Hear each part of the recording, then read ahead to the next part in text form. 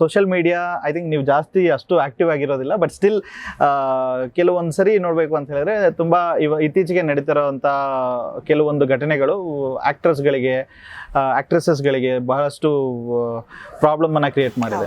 Deep fake ಆಗಿರ್ಬೋದು, ಅವರ ಫೋಟೋನ ತೆಗೆದು ಬೇರೆ ಕಡೆ ಹಾಕುವಂಥದ್ದು. ಹೌದು, ಇನ್ಸ್ಟಾಗ್ರಾಮ್ ಅಲ್ಲಿ ನೀನು ಪೇಜ್ ಕ್ರಿಯೇಟ್ ಮಾಡಿದ್ರೆ ನನಗೆ ಅದೊಂದು ಅರ್ಥ ಆಗಲ್ಲ. ಯಾಕಂದ್ರೆ ಇನ್ಸ್ಟಾಗ್ರಾಮ್ ನಾಗ ಮಕ್ಕಳು ನೋಡ್ತಾರೆ. ಹೌದು. ಸೊ ಮಕ್ಕಳು ನೋಡಿದಾಗ ಒಂದು ಗೊತ್ತಿಲ್ಲದಾಗೆ ಬಂದಾಗ ಎಷ್ಟು ಮಕ್ಳಿಗೆ ಎಷ್ಟು ಬೇಜಾರಾಗುತ್ತೆ. ಇವಾಗ ನಾವು ಆರ್ಟಿಸ್ಟ್ ಆದ್ರೂ ಪರ್ಸನಲ್ ಆಗಿ ನಮ್ದೇ ಒಂದು ಲೈಫ್ ಇರುತ್ತೆ.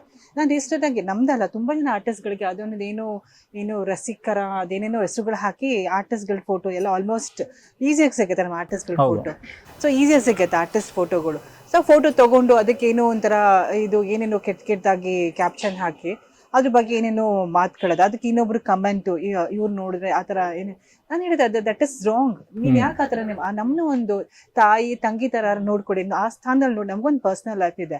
ನಮ್ಮ ಮಕ್ಕಳಿಗೆಲ್ಲ ನೋಡಿದಾಗ ಎಷ್ಟು ಬೇಜಾರಾಗತ್ತೆ ಅದು. ನನಗೆ ನೋಡಿ ತುಂಬಾ ಬೇಜಾರು. ನನಗೆ ಯಾರೋ ಕಳ್ಸಿದ್ದು ಈ ಥರ ಲಿಂಕ್ ಇದೆ, ನೀವು ಏನೋ ಅದು ಮಾಡಿ ಅಂತ, ಏನದು ಬ್ಲಾಕ್ ಮಾಡಿ ಅಥವಾ ಇದು ರಿಪೋರ್ಟ್ ಮಾಡಿ ಅಂತ.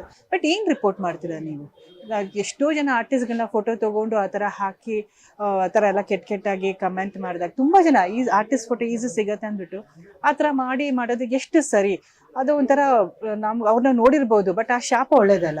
ಒಂದು ಹೆಣ್ಮಕ್ಳನ್ನ ಆ ಥರ ಕಮೆಂಟ್ ಮಾಡೋದು ಅಥವಾ ಬರೆಯೋದು, ದಟ್ ಇಸ್ ರಾಂಗ್. ಅವ್ರಿಗೂ ಒಂದು ಫ್ಯಾಮಿಲಿ ಇದೆ, ಅವ್ರದ್ದು ಹೆಣ್ಮಕ್ಳ ಬಗ್ಗೆ ಆ ಥರ ಮಾತಾಡಿದಾಗ ದಟ್ ಇಸ್ ಎಷ್ಟು ಏನ್ ಗೊತ್ತಾ, ಅವ್ರ ಪೇಜ್ಗೋಸ್ಕರ ಜಸ್ಟ್ ಲೈಕ್ ಕಮೆಂಟ್ ಶೇರ್, ಆಮೇಲೆ ಅಲ್ಲಿಂದ ಏನೋ ಹಾಕೊಂಡಿರ್ತಾರೆ, ರೆವೆನ್ಯೂ ಏನ್ ಬರತ್ತೋ ಗೊತ್ತಿಲ್ಲ. ಅದಕ್ಕೋಸ್ಕರ ಒಂದು ಆರ್ಟಿಸ್ಟ್ ನ ಆತರ ಇದ್ ಮಾಡೋದು ತುಂಬಾನೇ ತಪ್ಪು.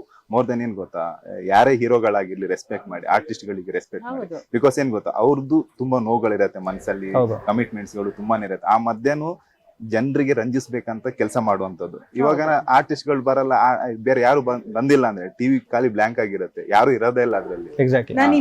ಎಂಟರ್ಟೈನ್ಮೆಂಟ್ ಬೇಕು ಅಂತ ಬಂದಾಗ ಬರೋದು ಆರ್ಟಿಸ್ಟ್ ಗಳು. ಅಟ್ಲೀಸ್ಟ್ ರೆಸ್ಪೆಕ್ಟ್ ಮಾಡೋಣ.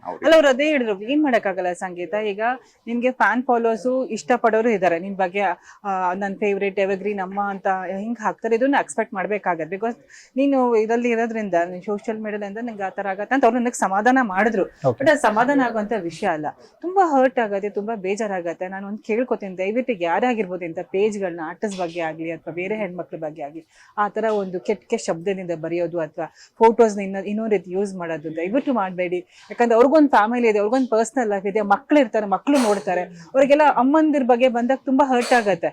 ಗರ್ಲ್ ಫ್ರೆಂಡ್ ಬಗ್ಗೆ ಬಂದಾಗ ಯಾರಿಗೂ ಅನ್ಸಲ್ಲ, ಬಟ್ ಅಮ್ಮಂದಿರ ಬಗ್ಗೆ ನೋಡಿದಾಗ ಅವ್ರಿಗೆ ನೋಬಡಿ ಯಾರು ಅಷ್ಟು ಈಸಿಯಾಗಿ ತಗೊಳಲ್ಲ. ದಯವಿಟ್ಟು ಆ ಥರ ಎಲ್ಲ ಮಾಡಬೇಡಿ ಅಂತ ನಾನು ಕೇಳ್ಕೊತೀನಿ ಅಷ್ಟೇ.